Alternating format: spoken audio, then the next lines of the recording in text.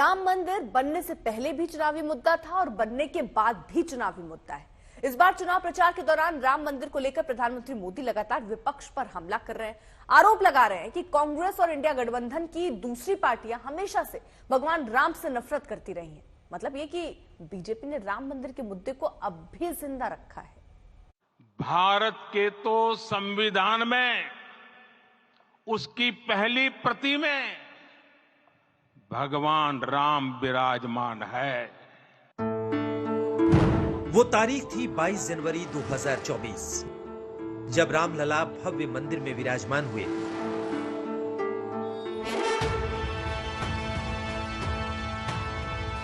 उस ऐतिहासिक कार्यक्रम के बाद ये पहला मौका था जब पीएम मोदी राम की नगरी में पहुंचे थे। लेकिन इस बार उनका अयोध्या आना सिर्फ धार्मिक नहीं था, बल्कि इस बार के अयोध्या आने के चुनावी कारण भी थे। लोकसभा के चुनावी समर में अयोध्या का मसला काफी बड़ा है। धर्म का दांव पहले से ही आजमाया जा रहा था। रामलला की प्राण प्रतिष्ठा इस चुनाव का मुद्दा बनी रही।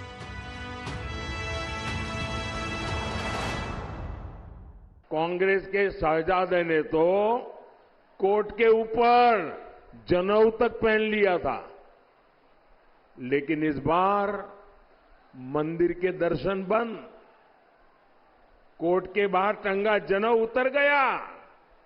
इतना ही नहीं, 500 साल बाद एक ऐतिहासिक पल आया।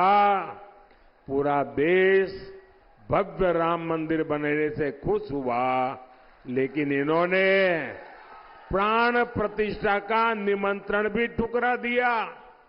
पीएम मोदी राम मंदिर को लेकर विपक्ष को लगातार घेर रहे हैं। ये आरोप लगाते रहे हैं कि कांग्रेस ने वोट बैंक की वजह से राम मंदिर को लटकाए रखा। अयोध्या में 500 साल के बाद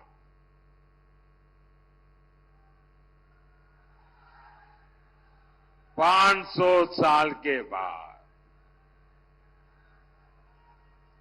हमारे पूर्वजों की आत्मा जहां भी होगी ना, हमें आशीर्वाद देती होगी।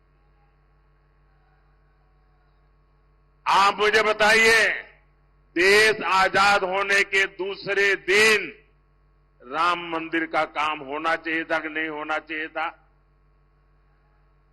ये कांग्रेस वालों ने वोट बैंक के खातर लटकाए रखा, रोड़े अटकाए, उसके खिलाफ खेल खेले।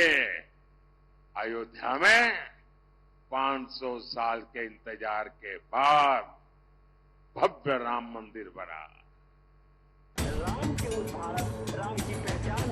अयोध्या का महत्व इस चुनाव में किस हद तक है, उसका अंदाजा आप इस बात से लगा लीजिए कि 4 महीने में पीएम मोदी का अयोध्या का ये तीसरा दौरा है।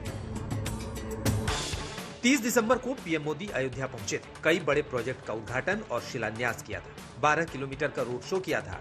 फिर 22 जनवरी को पीएम मोदी रामलला की प्राण प्रतिष्ठा में शरीक हुए थे। उसके बाद आज फिर से पीएम मोदी ने रामलला के दर्शन किए और अपनी चुनावी रणनीति को आगे बढ़ाया। अब समझिए कि अयोध्या का इतना महत्व क्यों है। दरअसल अयोध्या में पीएम का होना सिर्फ एक सीट के लिए प्रयास नहीं है, बल्कि अयोध्या और राम मंदिर के जरिए मोदी संदेश देना चाहेंगे कि कैसे बीजेपी ने रामलला के भव्य मंदिर का निर्माण किया। बीजेपी ने राम मंदिर को बड़ा मुद्दा बनाया है। उनके सारे पापों को भूल करके, उनके सारे गुनाहों को भूल करके उनके घर गए। घर जाकर के सम्मान पूर्वक प्रभु राम की प्राण प्रतिष्ठा में कार्यक्रम में आने के लिए निमंत्रण दिया।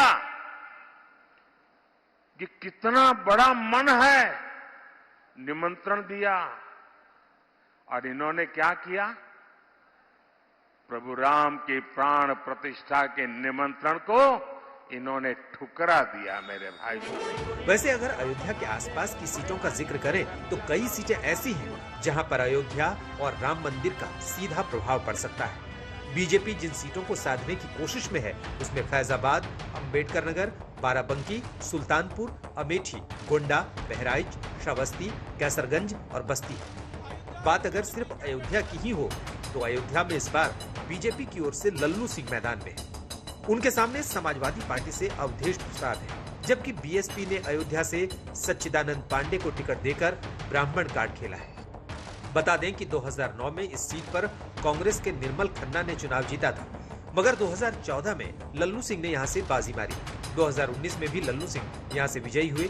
इस सीट पर अब तक 7 बार कांग्रेस जीत चुकी है, जबकि इस सीट पर 5 बार बीजेपी ने बाजी मारी है। देखना होगा कि राम के नाम पर सवार होकर बीजेपी क्या तीसरी बार सत्ता का सरयू पार करेगी?